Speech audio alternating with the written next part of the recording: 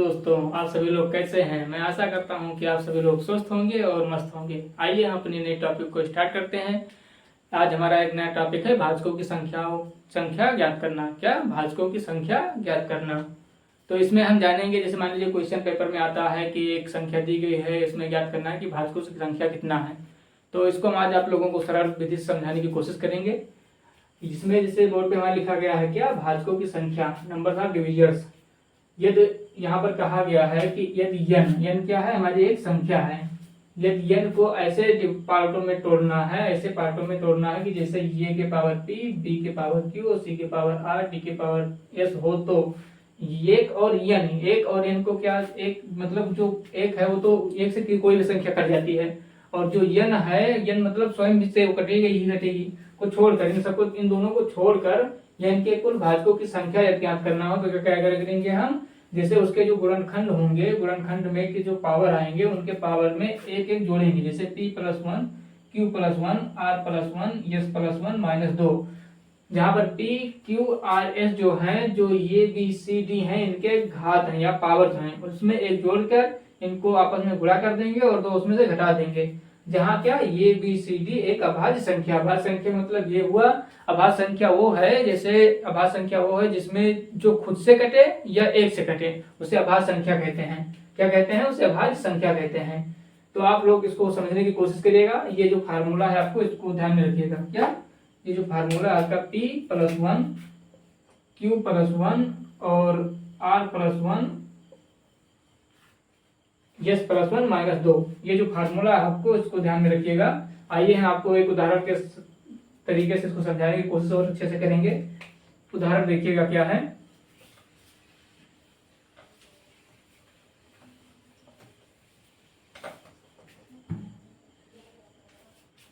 Question है इसमें, क्या क्वेश्चन है इसमें कि 216 में, क्या 216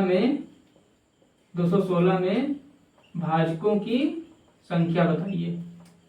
भाजकों की क्या बताना है? संख्या ज्ञात कीजिए। एक और 216 को छोड़कर, क्या, एक और 216 को छोड़कर। अब आप लोग ध्यान देना, उधर आपको थ्योरी में क्या बताया गया है कि n क्या, n यहाँ पर क्या है, n = 216। कितना है? 216। अब 216 को ऐसे पार्ट में तोड़ना है कि इसका जो अभाज्य संख्याओं में तोड़ना है, ऐसे पार्ट में तोड़ना है कि जो खुद से कटे या एक से ही कटे। तो इसको देखिएगा, 216 को हम क्या लिख सकते हैं, 2 × 2 × 2, ये क्या हो गया, 2 दूनी 4, 4 दूनी 8, अब 8 त्रिक 24, 24 तियां 72, 72 तियां 216। अब ये क्या हो गया, ये मान लीजिए आपका ये जो है ये हो गया, एक पार्ट ये हो गया, ये पार्ट ये क्या हो गया, बी हो गया। अब ध्यान देना, अब यहाँ पर जो ये है, ये के पावर कितना आ रहा है, जो ये है ये के पावर का मतलब हो गया 2, 2 के पावर कितना है, 2 कितनी बार लिखा गया है, 1 2 3 बार, 3 बार लिख दीजिए, ठीक है।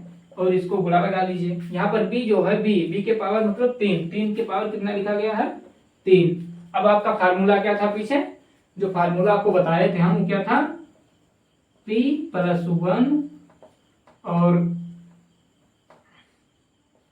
q+1। यहाँ पर दो ही पार्ट, दो ये भी आए हैं, दो ही अभाज्य संख्याएं हैं, तो यहाँ पर ये कर लेंगे -2। अब इस पर जब हम क्वेश्चन हल करेंगे, रखेंगे इसको अभाज्य संख्याओं की, क्या करेंगे, तो यहाँ पर p = कितना है, 3, p कितना है 3 और q कितना है 3, p भी 3 है और q भी 3 है, ध्यान देना। तो 3 + 1 कितना, 3 + 1 +3 और +1 -2। अब ये देखा ना, ध्यान देना आप लोग, फिर से इसको इक्वल टू करेंगे, ये कितना आ जाएगा 4 और ये भी 4, और 4 को 4 में जब गुणा करेंगे तो कितना आ जाएगा, और एक पॉइंट लिख देते हैं, 4 × 4 -2। जब इसको दोनों को गुणा करेंगे 16 आ जाएगा, 16 में से 2 माइनस कर देंगे, 14 क्या है, जो 216 लिखा गया आपका, 216 में भाजकों की संख्या कितना है, भाजकों की संख्या कितना है? 14। कितना है? 14। इसमें भाजकों की संख्या कितना है? 14। ये आपका आंसर हो जाएगा। ठीक है, ऐसे बहुत सारे क्वेश्चन आते हैं आपके पेपर में, उसको आप लोग थोड़ा ध्यान देकर और अच्छे से कर सकते हैं। हम आगे देखेंगे अभाज्य गुणनखंडों की संख्या कैसे ज्ञात करते हैं। क्या अभाज्य गुणनखंडों की संख्या ज्ञात कैसे करते हैं। यदि n अभी आप लोगों को बताया क्या था, एक नंबर है। n एक नंबर है, इसको यदि हम गुणनखंड करेंगे तो a के पावर p, b, p के पावर q, c के पावर r, d के पावर s के अभाज्य गुणनखंडों की संख्या क्या होगा?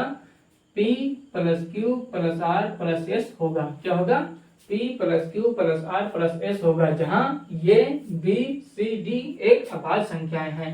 अभाज्य संख्याएं वो होती है, मैं आपको फिर बताता हूँ, अभाज्य संख्याएं वो होती हैं जो या स्वयं से कटती हैं या एक से कटती हैं। कितने से डिवाइड होती हैं? या तो एक से डिवाइड होती हैं या स्वयं से डिवाइड होती हैं, उसे अभाज्य संख्याएं कहते हैं।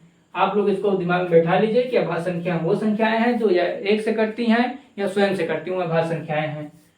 यदि अभाज्य संख्या कोई दी गई है, उसको मतलब उसमें गुणनखंडों की संख्या पूछा गया है, तो उसमें ऐसे इसको हम ज्ञात करेंगे। आइए हम उसको उदाहरण से आप लोगों को समझाते हैं। किससे? इसको हम उदाहरण से आप लोगों को समझाते हैं और अच्छे से।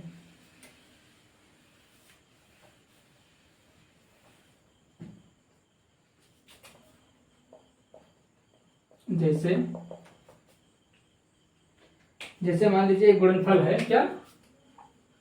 एक क्या है? गुणनफल, जिसमें है 4 के पावर 9 गुणे 4 के पावर 9 गुणे 9 के पावर 4 गुणे 7 के पावर 7। क्या? 7 के पावर 7 में अभाज्य गुणनखंडों की संख्या में अभाज्य गुणनखंडों की संख्या ज्ञात कीजिए। क्या करना है? ज्ञात करना है। अब देखिए यहाँ पर जैसे 4 क्या है? 4 एक सम संख्या है। ये तो 4 2 से भी कट जाएगा, 1 से भी कट जाएगा, और 4 खुद से भी कटेगा, तो ये क्या है? सम संख्या है, ये अभाज्य संख्या नहीं है। ऐसे 3 जो 9 जो है ये भी एक, ये 3 से भी कटेगा, 9 से भी कटेगा, और ये 9 से भी कटेगा और 1 से भी कटेगा, और 7 क्या है? एक अभाज्य संख्या। इसलिए इसका हल देखिएगा, हल कैसे होगा, इसमें अभाज्य संख्या कैसे ज्ञात करेंगे। जैसे मान लीजिए 4 लिखा है, 4 के पावर 9 गुणे 9 के पावर 9, 9 के पावर कितना है? 9 के पावर 4 गुणे 7 के पावर 7। अब इसको हल करने के लिए देखिएगा, ये क्या है? ये एक अभाज्य संख्या नहीं है। 4 क्या है? 4 एक अभाज्य संख्या नहीं। इसको हम डिवाइड करेंगे, इसको अभाज्य संख्या बनाएंगे। इसको अभाज्य संख्या कैसे बनाएंगे? इसको 2 4 को क्या लिख सकते हैं? 2 गुणे 2 के पावर 9 इंटू 9 को क्या लिख सकते हैं? 3 गुणे 3 के पावर 4, और 7 एक अभाज्य संख्या है, 7 के पावर 7। 7 देखिए, 7 या तो खुद से कटेगा या 1 से कटेगा। अब देख लीजिए यहाँ पर 3 आ गया, 3 आया तो 3 या तो खुद से कटेगा या 1 से कटेगा, तो अभाज्य हो गया। ऐसे 2 भी 1 से कटेगा या 2 से कटेगा। ध्यान दीजिए, 2 ही एक ऐसी समवाच्य संख्या है जो अभाज्य है। ठीक है, अब देखिए, अब इसको हम क्या कर सकते हैं?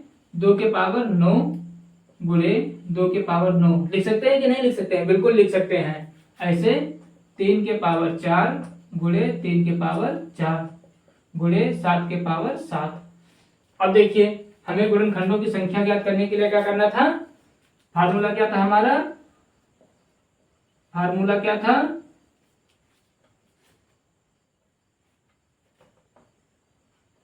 P plus Q plus R plus S। हमारा फार्मूला यही तो था गुणनखंडों की संख्या ज्ञात करने के लिए। अब इस पर यदि हम रखेंगे तो देखिएगा क्या है।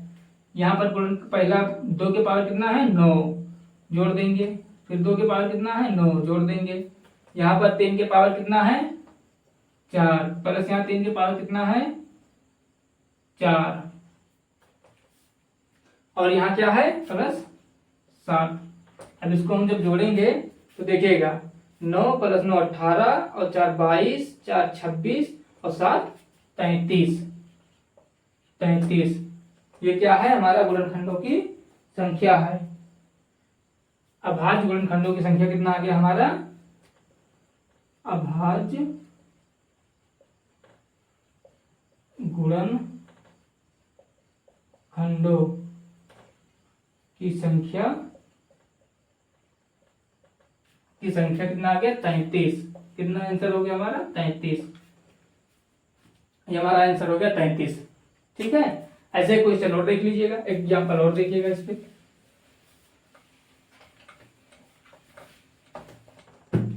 एक एग्जाम्पल इसमें और है। क्वेश्चन क्या है, क्वेश्चन है 30 के पावर 11